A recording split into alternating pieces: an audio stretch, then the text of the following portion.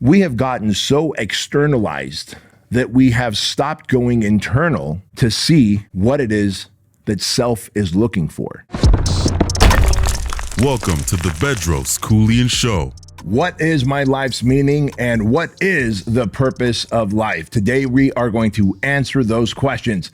Hey guys, welcome to the Bedros Keuilian Show. My name is Bedros Keuilian and we've got a great show teed up for you today.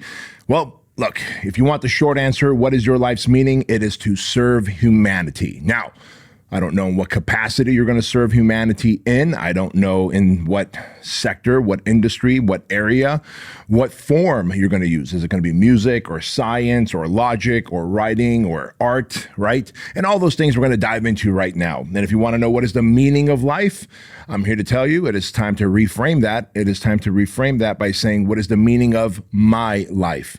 And so let me start off with a story, and I think you're going to find a lot of meaning and purpose in this episode. And hopefully, if I do my job right, guys, you will find your source of meaning and purpose in life and what you do. Because a life without meaning and purpose is a slow death. I'm convinced of that. So with that said, now I remember when I started working at Disneyland, and I started working at Disneyland, man, gosh, I was there 6 years, and I started working there probably I was 19, I don't know. No, maybe 18 years old. And while working at Disneyland, I was able to go from being a busboy to a fry cook to a dinner cook to a sous chef. And so considering the times in the 90s, I was making really good money. Disney paid well, and I imagine it probably still pays well.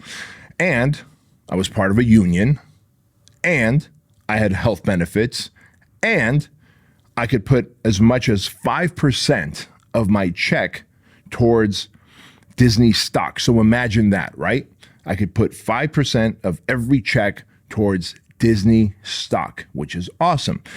Now, the only problem with that is when I ended up leaving Disneyland, I ended up selling all my stock. I did the math one time. Had I kept my stock and then sold it 20 years later, which would be whatever, let's say 5-6 years ago, I would have cashed out about $2 million. But having said that, we're not going to dwell on that because I've been blessed with great companies and businesses and the ability to produce wealth. But you would think that working at Disneyland, where you have job security, you have ability to advance, you have a great work environment, you got benefits, and you're in a position where you could invest in the company as part of your check. Like, a lot of people were known as lifers, right? If you work at Disneyland, and if you're listening to this and you work at Disneyland, chime in on the comments. I know you know this. You were known as a lifer. If you stayed, a decade and beyond, and many people did, and that's totally cool. But I remember thinking to myself, like, there's got to be more to life than this, where I wake up in the morning, go to the gym and work out, come to work at 1 o'clock in the afternoon. I would work till like 1 to 9, 1 to 10 in the evening, go home, quick dinner, shower, get to bed so I can wake up and rinse and repeat. And I would do that 5 days a week, sometimes 6 days a week in the summer times when Disneyland was busy, and I'd get that overtime, right? And I remember thinking to myself, I'm making good money, but this can't be all there is to life. Like, even in my late teens, early 20s, I knew that there had to be more to life. And so I started to ask myself that question, right? Like, what is my life's purpose? And what is the meaning of life? Well, and I started to dig into that. And thankfully, I had a great mentor. You guys have heard me talk about Jim Franco. And also, while I was working at Disneyland, I was also a personal trainer at that LA Fitness in La Habra, California. That's where I met Jim Franco, my mentor. Now, Jim Franco was in his 60s at the time. I was in my early 20s, and he owned this software company called Autolog. And Autolog did all of the technology for these auto parts stores where you're going to type what kind of oil filter or air filter your car needs, and it'll tell you, like, all right, you need a Fram air filter, and here's the part number, and you go pick it up. So Jim Franco had a really lucrative business, and he would come in 3 times a week, and I realized, like, this dude's got multiple cars, he's got swagger, you can tell he's happy, you can tell he's doing something that is driving him out of a sense of purpose and meaning. It wasn't just a mundane, rinse and repeat, Groundhog Day, right? And so I started to ask Jim Franco, and he's like, well, look, man, you like personal training. Like, that's probably part of your purpose in life. He said, why did you get into personal training? And I was like, well, dude, in high school, I was a fat kid. And then in 11th grade, one of my science class partners, Dave, got me into working out because he's on the high school football team. And man, he got me into working out and eating right. And I came back senior year of high school, like lean and more athletic looking. I had lost 30 pounds and I felt like I had more confidence and self-esteem and self-worth, and people were like paying attention to me. And Jim, I like that feeling. And I realized that when I got out of high school, I went and got certified as a personal trainer. And some of you know the story. I also went to Fullerton Junior College for a whopping 32 days, so that my thought was that I could get some kind of maybe I can get a bachelor's degree eventually, transfer with the AA, get my bachelor's degree from some university in exercise science or something. But 32 days in college, in junior college, and I was like, this is not for me. This is not for me. And you've heard me talk about college before. I believe it is the biggest scam on the planet now. I believe unless there is a specialized skill or reason you're going to college, like you're going to be a doctor, you're going to be a rocket scientist, you're going to be a certified public accountant, an architect, an attorney, there is no reason to go in a sociology, anthropology, fucking business degree, a master's in business administration, marketing. You don't need a fucking college degree. You don't need to go into debt to go to college to get a degree and learn from people who profess but have never practiced this shit, right? Anyways, that's a whole different episode, but I'm sure I flared up a few people watching and listening to this episode right now. So with that said, I was like, you know what? You're right, man. I think my purpose is this. Like, I enjoy training you. If I had more personal training clients like you, I would actually quit working at Disneyland.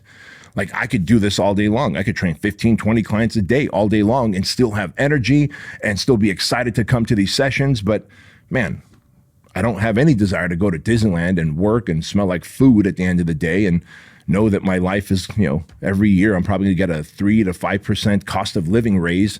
And I'll have health benefits, and I can get a few guest passes in for the year and, a few perks like that. But I don't want that. Like, I don't get any value, any meaning, any purpose out of that. He goes, man, I get it. I understand.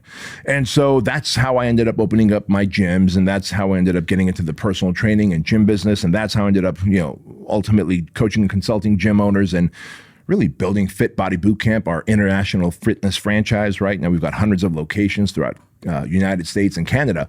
And I share that with you because little did I know the thing that helped me transform my life and the thing that I wanted to do to get certified so that I can help other people transform their life was part of my life's calling.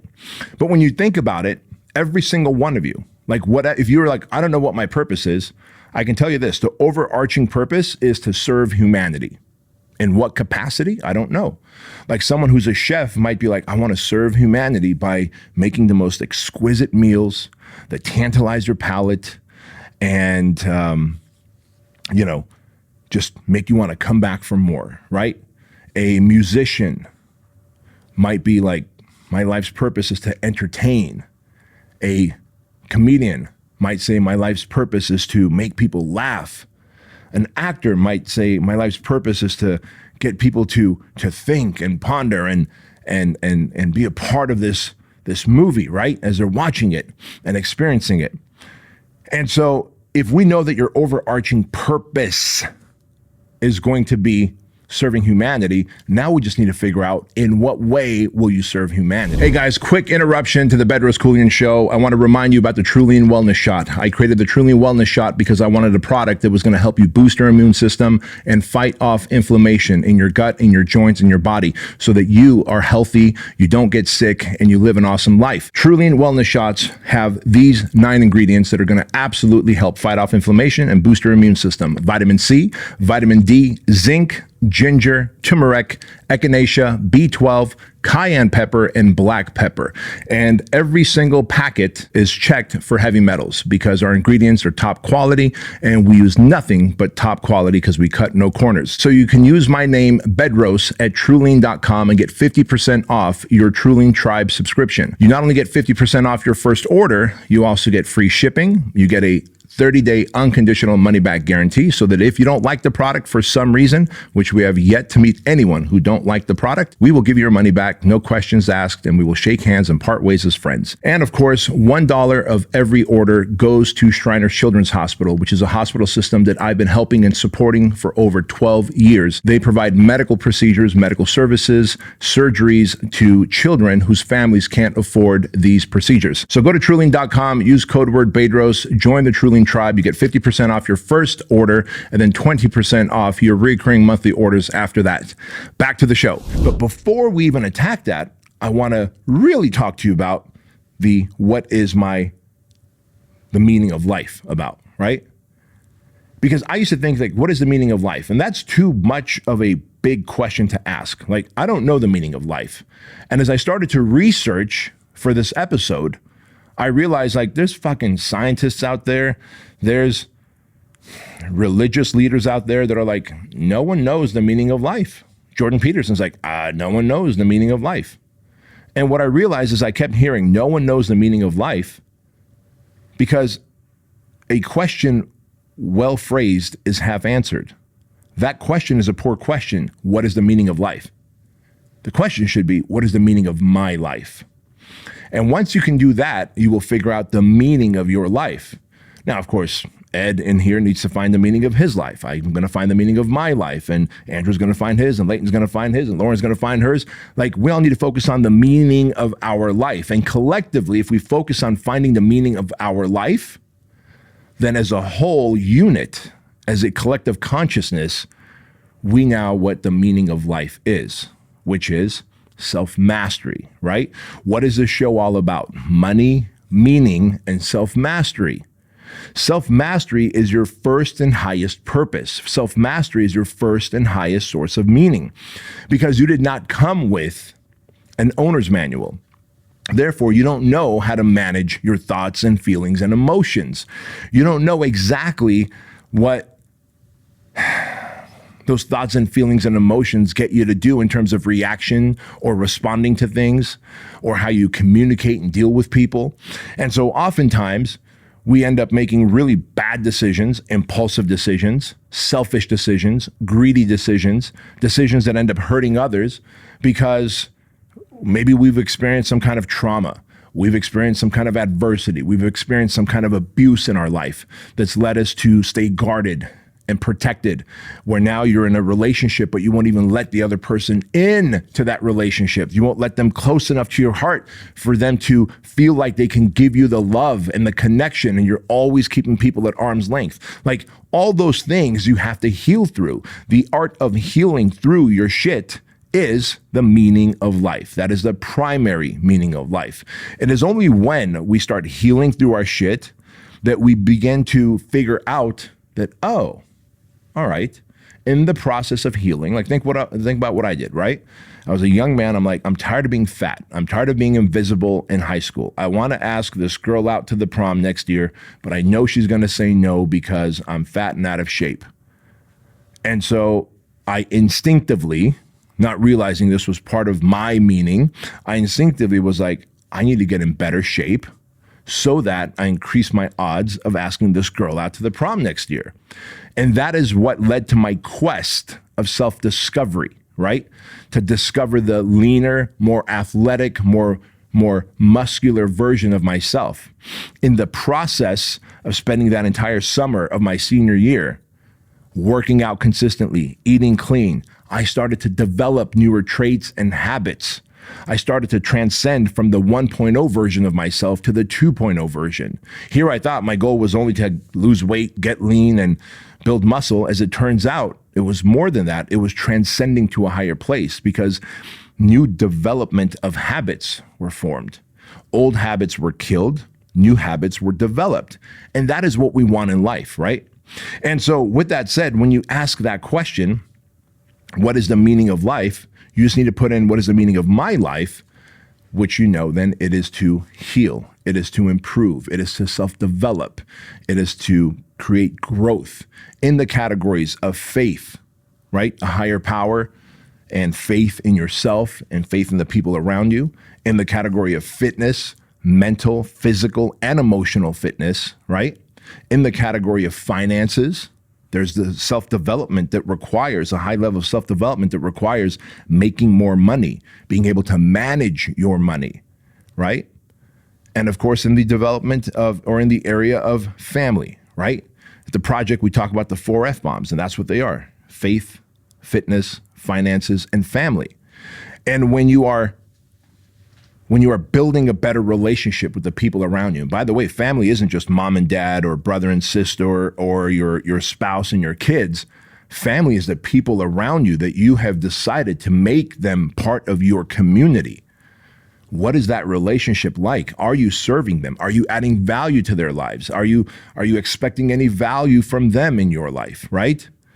Are you neglecting them? Do you feel neglected by them? Are you allowing them to neglect you because you haven't done the work that's going to heal you and transcend you to the higher level so that you can say, like, look, man, this is how I expect to be treated, right? Think how many relationships are so fucked up because people don't let themselves get treated the way they should. They let themselves get treated the way someone wants to treat them, right? And soon you become a doormat.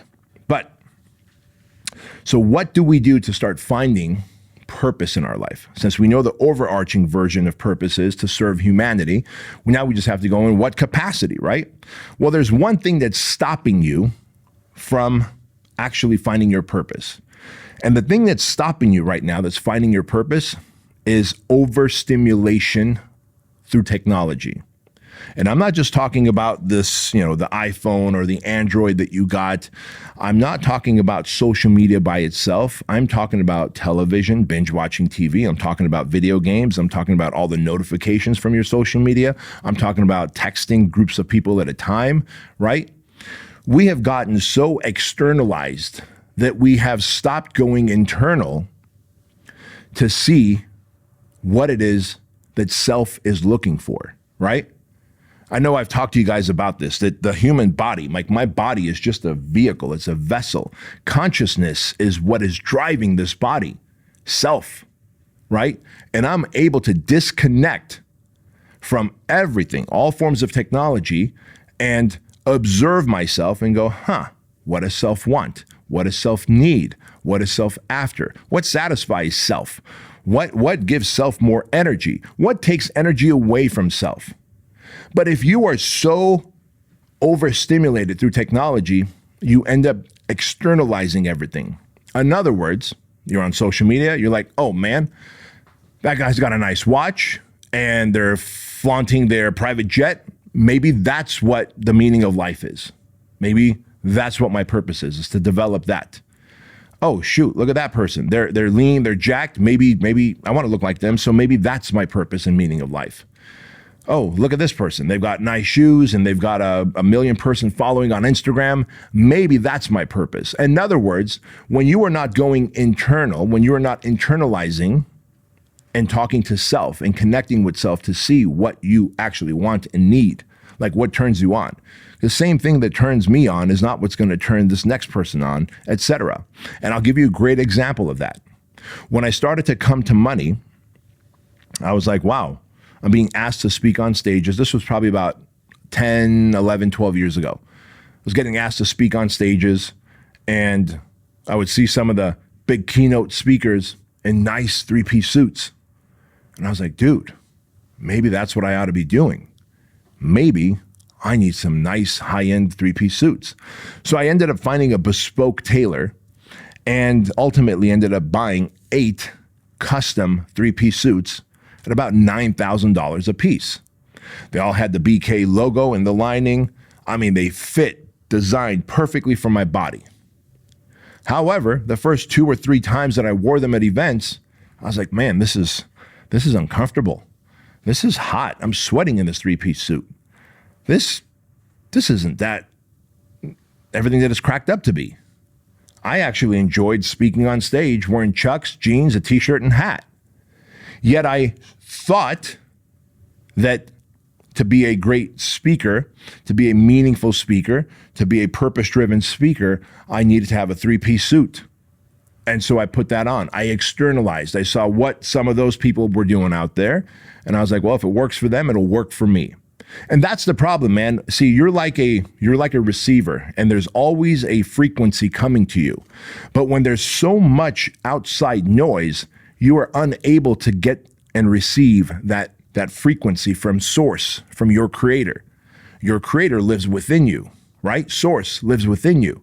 And if you can't hear what the creator wants you to do in terms of life, meaning, purpose, then the next best thing is, well, I'm going to look around and see what they're doing. That looks right. So maybe I need my ambition should be to have a fleet of fucking Rolls Royces and Bentleys. Or maybe I ought to have some fucking Lamborghinis. Or maybe I want to have a massive following on social media so I can flex that. Or maybe I want to rent private jets. And what you quickly realize is, or in my case, get a whole bunch of suits that I never wear anymore, right? In fact, I bought a whole bunch of nice watches too, and I can appreciate a good timepiece. I've got Rolexes, I got Cartiers, I've got them all, man. Bell and Ross, Bertlings, I've got them all. And they're all sitting in the fucking giant box that winds them all up and gathering dust. Because again, I thought that's what success looked like. I thought that's what I wanted to do because I externalized and saw what other successful people were wearing and had on them. And I was like, I need that. In reality, I didn't. I know exactly who I am because as I went internal and I shut all the external noise out, I was able to figure out exactly who I am, which my number one priority is to make a shit ton of money so that I could, one, do a lot of good with it to give to the charities that I believe in, which is Shriners Children's Hospital, Toys for Tots, and Compassion International, and to use that money to have absolute sovereignty and freedom, where I will never have to be dependent on the opposition. I will never have to be in a position where I don't have a choice because money gives me choices and options. And so I realized my highest priority is to make money and make it in a way where I'm serving humanity. And I'm serving humanity by way of improving their health. Remember I said some people could do it through fitness. A chef could do it through food. Artists can do it through music or comedy or acting, right? An author could do it by the written word. It doesn't really matter how. A therapist could literally serve humanity by healing others, right? Through psychology. But we do know that having a sense of meaning and purpose is mandatory if you want to have a life that's not underpinned with anxiety, depression, and overwhelm. And in fact, if you look at the level of anxiety, depression, and overwhelm now, like in the last 20 years, it's continued to rise. And since 2020, the pandemic year, where we were all isolated and afraid, right? Because when there's fear, doubt, and uncertainty, and 2020 certainly gave a lot of people fear, doubt, and uncertainty, and then isolated everyone. When that happens, there is a high level of anxiety, depression, and overwhelm. Well, guess what has followed with that? Now, studies are coming out that pornography is at the highest level of consumption ever. And why is that? Well, when you were stuck at home, you were bored out of your mind. When you're bored, that is your brain's way of agitating you and irritating you. Boredom is literally your body's and your brain's way of agitating and irritating you, asking you to go find something meaningful and purposeful to do. In other words, go find something that you can do that will help you release dopamine and serotonin, right? Well, you could either go and serve humanity, which takes time and effort, or you could pull up a porn site and rub one out and have that immediate hit of dopamine. And that's why there's a higher level of consumption of pornography today than ever before. And by the way, check this out. Suicide rates. 20 years ago, 10% of every 100,000 people would commit suicide. Today, that's gone up by 400% because 14% of every 100,000 people commit suicide. Again, why is it? Well, when you don't have a sense of meaning and purpose and you're bored and agitated, you feel hopeless. You're only going to watch porn for so long before you bruise and batter your penis up, right? You only beat that shit up for so long before you got nothing else to ejaculate. Ed, what you laughing at, man? Ed's back there giggling like a high school kid. He said penis. He said penis, man. He said penis, and you're gonna beat your penis up. But think about it, man. You're bored out of your mind. You have no sense of meaning and purpose. And if you have no sense of meaning and purpose, you're only gonna do porn for so long. And then when you start feeling hopeless, you go, fuck, man. If I'm feeling hopeless and there is no hope in sight for the future, easiest thing to do is to exit and peace out. That explains why suicide rates have gone up from 10% per 100,000 people to 14% per 100,000 people. And check this out. Y'all have probably heard of the psychotherapist Carl Jung. Now, right before Carl Jung died, like this man is like one of the leading forerunners of psychology and psychotherapy. Right before he died, he published a paper that said approximately 1/3 of his patients that he saw over his lifetime as a psychotherapist had no psychosis issues. They simply lacked meaning in their life. And they were irritated, agitated, depressed, and anxious and would come to him for that. 1/3. I would argue, and I've got no scientific backing for this, but I would argue at least 50% of people today who are going to a therapist, who are seeking out psychotherapy, are probably just missing a sense of meaning in their life. And if you're missing a sense of meaning in your life, and there is no actual psychosis or need to work with a therapist to get over some shit, you just have to find your meaning. You just have to find the reason that you're here. The problem is, again, you are so connected to the outside technology, then you're externalizing, oh, that looks good, maybe I need to do that. That looks good, maybe I need to do that. Maybe I need to do drop shipping. Maybe I need to run ads on social media. Maybe I need to create a YouTube channel. You don't know what it is that you want to do because everything that everyone else is doing looks good to you because you are externalizing. There's so much sensory overload for you, my friend. If you just shut it all down and you go internal, guess what happens? That's called internalizing.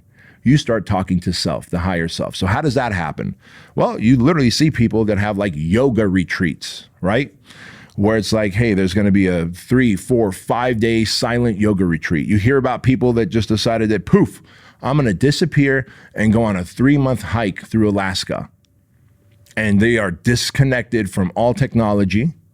They go on a 3-month hike through Alaska, disconnected from all externalized sources of knowledge, information, overload. And what do? They find themselves. Have you heard that term? Man, I went and did this yoga retreat for 3 days straight, just a silent yoga retreat, and I found myself. Men that come through the project, we take their phones away, we take all their technology away for just over 3 days, 75 hours. Guess what they tell us? They go, man, while crawling in the pit for hours at a time, while hiking for hours at a time, being in the ocean and just being beat up by the waves, and then coming out on the sand and going through those evolutions, over these 3 days, I found myself because there is no external stimulation. I believe this is why when you are in an area, let's say you go camping or hiking, and there is no cellular connection, right? There is no signal to your phone. It's why you come back more rested, more relaxed, and more connected to yourself. You found yourself. I believe this is also why when you take a shower, because you don't want to bring your phone into the shower with you, one of the few places that you are alone without technology pinging you, you have more creative thought. You have more introspection. You begin to go internalize for those 10 or 15 minutes that you are in the shower. It's not by surprise, I don't think. And so my challenge to you is, if Carl Jung is saying 1/3 of his patients over his lifetime did not need psychotherapy, they just needed to find a source of purpose and meaning. To one, start healing themselves, getting over their shit, getting fit, losing weight, working through their mom issues, daddy issues, boyfriend, girlfriend, husband issues, wife issues, and then finding something to do that serves humanity, they would have been fine. Viktor Frankl,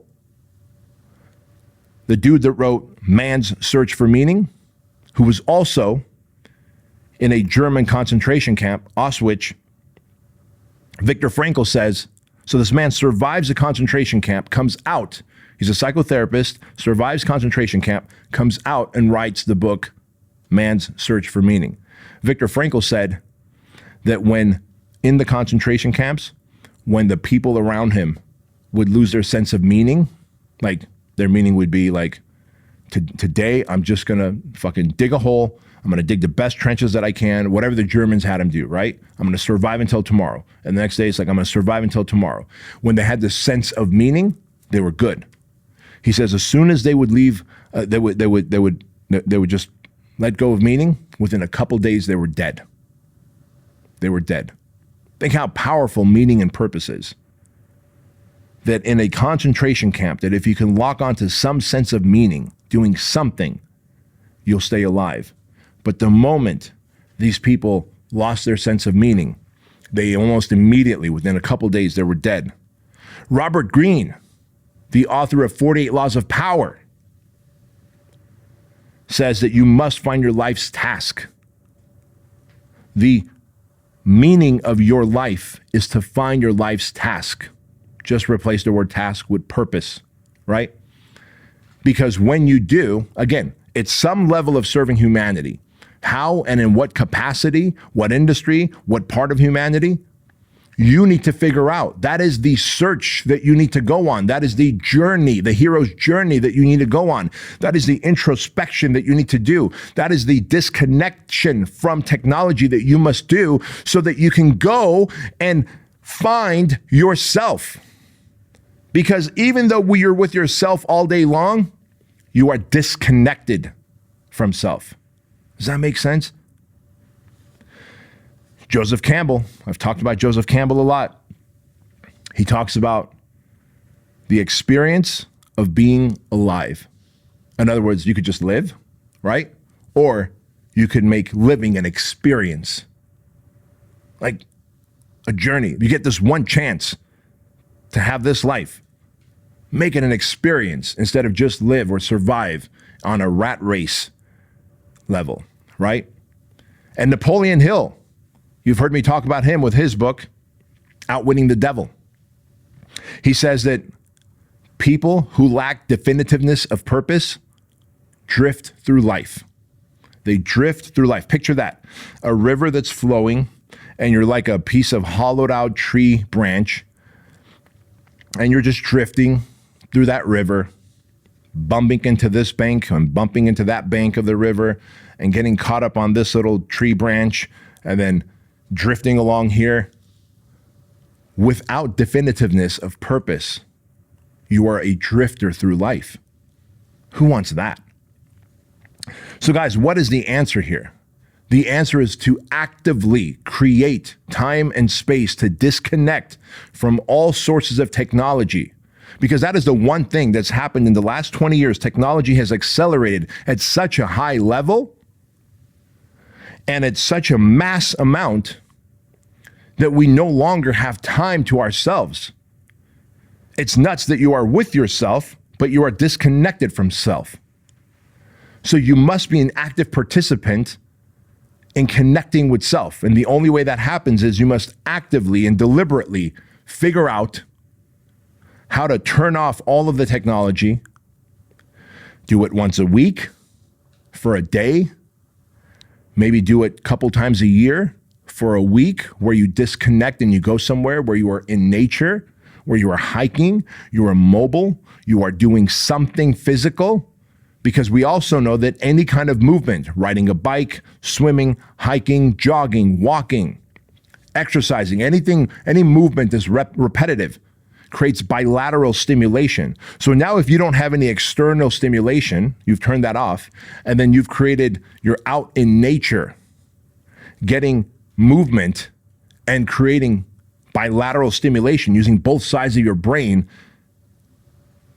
to get introspective and figure out what it is you're here to do. That is where you're going to have the highest level of clarity. The challenge is, are you so addicted to your device that the moment your eyes open, you reach for your device before you even get out of bed and you start scrolling through social media, feeling like you're missing out on life, feeling like everyone else's highlight reel is a better life than yours, starting to feel bored, irritated, and agitated, therefore leaning closer to hopelessness and looking for an immediate bump in dopamine through pornography, through video games, through eating high sugary foods, through a vape pen, through weed. Think of all the different ways that you could get immediate dopamine instead of going out and doing something for yourself first to heal, to develop, to grow, to transcend to the 2.0, and then second, serving humanity in some capacity. I always tell people who are down and out, Bedros, I'm down and out, what do I do? I go, right now, this minute, go find a homeless shelter, and I'm sure they're either gonna be serving lunch or breakfast or dinner soon. Work that line and just serve food to them, Oh man, I don't know. Well, guess what? The moment you go from selfish to selfless is when you start healing and you start feeling like there's hope.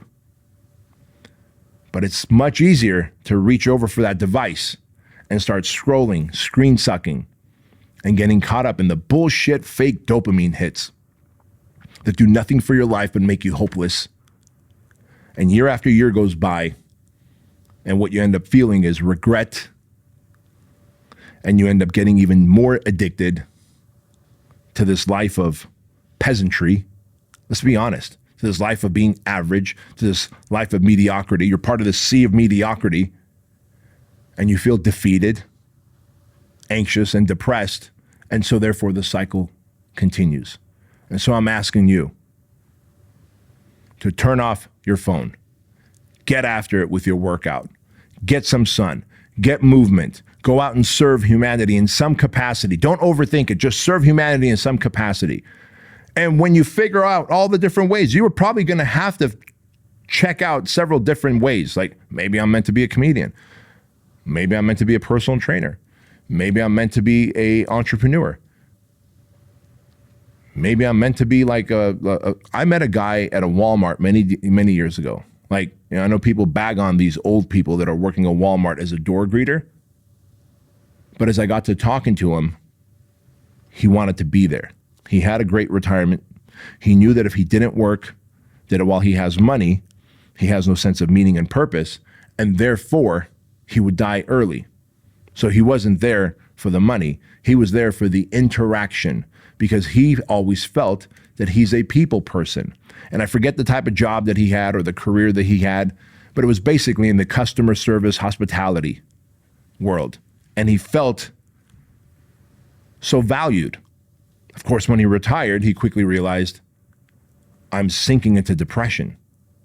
And he says, so I got this job as a door greeter, and it's like one of the greatest jobs I've had, because I do it by choice, not because I have to. Could you imagine that? There's a lot of wisdom in those words. So guys, now you know the plan. Now you know the purpose of life. The purpose of your life is to heal, transcend, and then serve others. The meaning of life, we don't care about. The meaning of your life, we do care about. And that is what you are meant to do here. And if you do that, you'll have a pretty fucking awesome life. Now, don't get it mistaken. That doesn't mean that you won't have tragedies and unfortunate things happen to you. You absolutely will. That is the human condition. But everything you do during that time will be meaningful, purposeful work. Hey, listen, BK Live is coming up September 13th and 14th in beautiful Scottsdale, Arizona. I want you to go to bedroskeuilian.com/live. to check out tickets for BK Live. We got 3 tiers of tickets. It is affordable, and you want to come out because we're going to talk about making money, having meaning, and developing self-mastery so that you can transcend to the highest level and do your life's work in a very meaningful way. September 13th, 14th in beautiful Scottsdale, Arizona. You can also find the links in the description down below or go to bedroskeuilian.com. And finally, I want to end with average is the enemy.